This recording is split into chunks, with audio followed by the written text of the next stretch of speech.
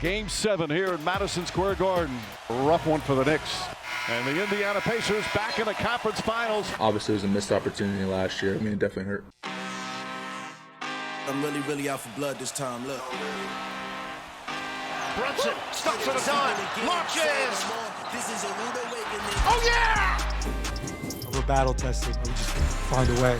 Haliburton steps back and hits. They say success is the best revenge.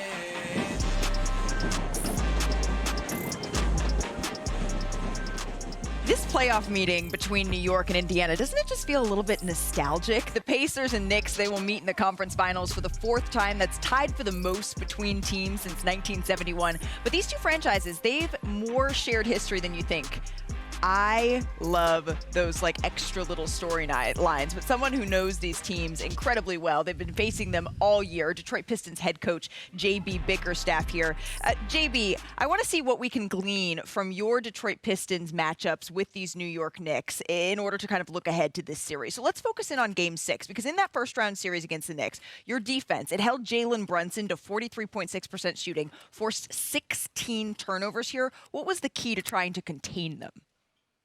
Just to try to be as disruptive as we could. We wanted to put as many different bodies on them as we possibly could. Wanted to change the look up, wanted to put size on him, wanted to put smaller guys on him, and then try to pick him up 94 feet. And you'll see here in this clip, Asar does a great job here of just trying to stay between him and the basket. Jalen Brunson is so good if you allow him to get his head and shoulders past you at creating space, creating leverage, and then finding a way to use his footwork to get a pump fake, get you off the ground, and then get foul pressure on you. But I thought our guys did a great job of making them earn everything, right? You want to try your best to keep them off the free throw line and make them take as many tough contested twos as you can. You also had a lot of success using a smaller player on Karl Anthony Towns when you put Tobias Harris on him. Why did that work so well, and how can that be applied to the Indiana Pacers? One, we had confidence in Tobias' defense all year long, right? He had done a great job versus bigger guys and post-up players. And what we wanted to try to do with Towns was eliminate the amount of catch-and-shoot threes that he got. And a lot of times what happens is big guys, your 5-man, they just want to run back to the rim. And KAT does a great job of trailing into the play and getting those late, early transition break threes. And we wanted to try to eliminate those as much as we could. And then it made him play more within the three-point line. It made him turn into a post-up player where you'll trade those tough contested twos for the wide-open threes and the spacing that creates for the rest of the guys. Very, very interesting. It's something certainly we will keep an eye on in this series as well. JB, we always appreciate the time. Thank you for stopping by NBA Today. Thank you. Take care. The odds makers, though, they have the Knicks as a favorite heading into the series. It's according to ESPN Bet. Either way, both teams, they're looking to snap a long finals drought here. The Knicks haven't been since 1999, and the Pacers since 2000. Jalen Brunson, he spoke earlier today on his experience from facing the Pacers before. Take a listen. We obviously know what happened last year. It's nothing to really compare. It's just kind of just to learn from and how we get better from it. And yeah, it's different. But we have a lot of guys here who can share experiences and figure out how can we be better. And so yeah, it's different.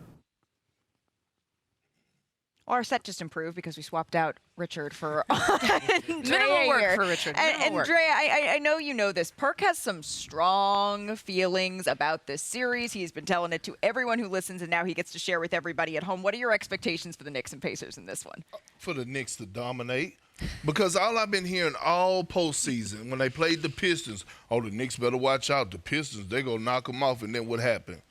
Sixth them, right? Then we go to the Celtics series. The Celtics defending champs. We don't give the Knicks a chance. And what happened in that series? The Knicks move on. Now, here we are again, and you have Jalen Brunson, who is the best player in the postseason right now, with Karl Anthony Towns, OG Anunoby, Josh Hart, and Mikal Bridges, the best starting 5 in basketball, and still people are saying, oh, the Pacers are going to give them problems. I be damned. Perk, they're favored. I be damned. The Knicks are favored, Perk. I have the Knicks in 5. I have the Knicks Give it in his 5. pick early. I was going to say, we're going to make picks at the end of the show. Oh, But I Perk thought you is said you want. That was my feelings about it. I am glad. Strong This is a feelings. They really are safe strong place for feelings. you to share those strong feelings. yeah. But the Knicks are going to have not just strong feelings, but their strong defense show up in this series. Yeah. When you talk about this Pacers team, they put you in a lot of mismatch situations, and you talk about the Knicks on offense, but the Knicks can also play defense. I feel strongly about the Knicks, not as strongly as you, but I do feel strongly about the Knicks in this series as well because of some of the defense that we saw. The things that the Knicks were able to do against Boston translate well against the Pacers. Look at this ball screen action. Kristaps Porzingis, again, this is in the Boston series. The paint is wide open. There is a height differential of 8 inches, not even 6 inches, 8 inches. And look at the effort that Bridges gives, those long arms. That makes up for mismatch situations. Now the Knicks are off and running in here. Watch Kristaps Porzingis slide them puppies, Perk. That's your thing. Josh Hart plugs, OG Anunoby pursues, and he's able to get the ball, get a tip, go out, and get a slam dunk. That type of effort in mismatch situations, especially that play with Jason Tatum, imagine that's Tyrese Haliburton in a mismatch situation, trying to put the defense on skates, putting Tyrese Haliburton in a crowd, creating that chaos defensively. The Knicks are going to have to do that as well. These are two teams that want to play very differently. The Pacers want to play fast. They want to pressure you up the court to make you get into your offense quicker. And the Knicks want to play a little slower. The Knicks play fewer players. The Pacers play more. They're a little deeper. The Knicks are excellent in half-court situations, especially at the end of the game. The Pacers would prefer to move a little quicker, get their shots up a little faster. The team that gets to impose its will more often in the series probably is going to have an edge. And when Indiana presses high, do they give it? Do the Knicks give in to the Pacers' speed? Because that will behoove Indiana, and is certainly something to keep an eye on in this series. But tonight we have a game 1 between the Pacers and the Knicks at Madison Square Garden. The rivalry between Indiana and New York was reignited during last year's 7-game series, and it carried through the summer with Tyrese Haliburton and Jalen Brunson going at it in the ring at WWE. Oh no, not the chair. Not the chair. Don't you do it. Not the chair. I need to see the whole thing. I need to see the whole thing. These teams, Andraya, well, we know you're a boxer. They bring the same energy. Can't you attest to this? Yes. For their brawls on the hardwood? Yep, So we thought we'd agreed. relive it. Some best moments, a little top of the top, brought to you by Navy Federal Credit Union. This is 5. Roy Hibbert blocking Carmelo Anthony's dunk in the 2013 I East was there. Semis. I figured you were, Brian. It's a great play. Wendy is such a flex. Every play we show, he's like, I was in the building. I was in the building. He was. How about number 4, Brian? We're going to go back a little farther. 1993. I was not there. Eastern Conference Finals first round. You know this one, Perk. John Starks. He makes a fast break block on George McLeod's layup. Look like something. You know what I mean? Wrist Clean. twisted all the way backwards for that. Absolutely. We're sticking in the 90s, Brian. What about this one? 94, Eastern Conference Finals. Patrick Ewing. He saves the day with the putback dunk to help win the series in 7 games. Perk, you put away a couple of those, little putback. That was like little bunny, little fingertips. You know what I'm saying? Little fingertips on the rim. Easy. At number 2, it's the 1999 Eastern Conference Finals. Larry Johnson, he gets fouled and then makes the three-pointer. Iconic. It helped him take for the lead sure. in the win. Wow. That's Tibbs. number 2. Tibbs. If that's Look at number Tibbs. 2, Tibbs. Wow. Young Tibbs. Baby Tibbs. if that's number 2, Brian, you know what's number 1. I sure do. It's 1995, the Eastern Conference semifinals. Reggie Miller, he scores 8 points in 9 seconds. It shocks everyone in Madison Square Garden. That was a foul, by the way, but whatever. Pushing the back. He got away with it. It just defies logic. 8 Analytics points in wanted the 9 3. seconds. He wanted the 3. There are so many subplots when the next chapter of this rivalry kicks off tonight. Andraya, what do you think is going to be the matchup that you're going to have your eyes on here? It's the matchup of the point guards. I mean, that is what this is all about. Tyrese Haliburton and Jalen Brunson. And when you talk about these two players in the playoffs, as far as points they are accounting for, scoring and assists, Jalen Brunson, 48 points. Tyrese Haliburton, 40 points. Tyrese Haliburton, I know he scores 17.5 points, but he is deadly with his passes as well. He has multiple double-figure assist games. The way these two find their teammates, take over the game, control the pace, push the pace, the point guard matchup is huge for this one.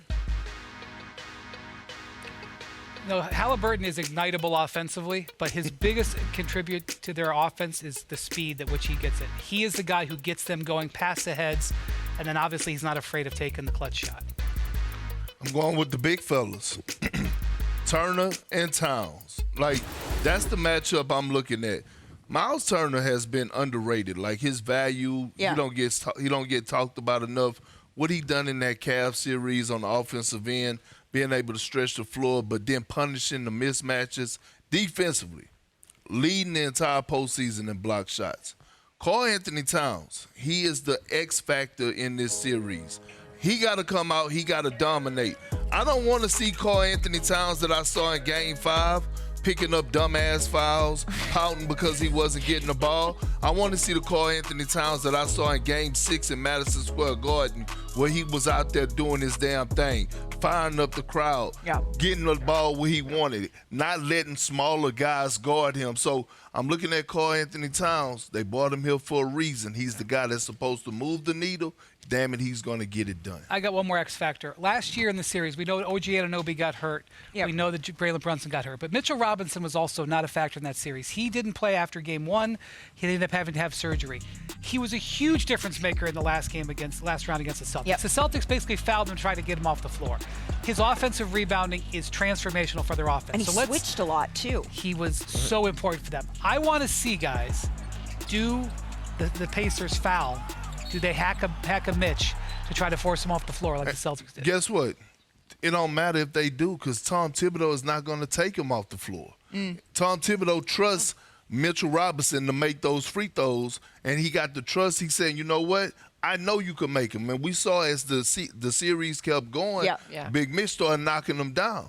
Tibbs don't give a damn what Rick Carlisle's going to do. Tibbs is worried about his impact, what Mitchell Robinson is going to do on the defensive side of things. And in previous series, like the Boston series, we saw centers on Josh Hart. In this series, are we going to see the center Miles Turner, Karl Anthony Towns on each other? They better. A little bit of a different feel to this. Perk, do you have any like Kendrick Perkins lanes around Texas or Oklahoma City? Do we have any Andraya avenues? Not that I know of. I think there should be one going up in the future. But in the Eastern Conference right now, New York City is getting taken over by the New York Knicks. It's temporarily renaming a bunch of its streets and avenues after each of its 15 players. So you have Jalen Brunson Boulevard, Mikal Bridges Block. Fitting. It's fitting. It's crazy out there right now. Josh Hart Street. Do you think that Tibbs has like a Tibbs cul-de-sac? He don't want Tibbs don't want that, but the fact that they had to call the National Guard, that tells you how crazy it is right now in New York. And if they get 8 more wins, that Brunson lane will not be temporary. It will not be temporary anymore.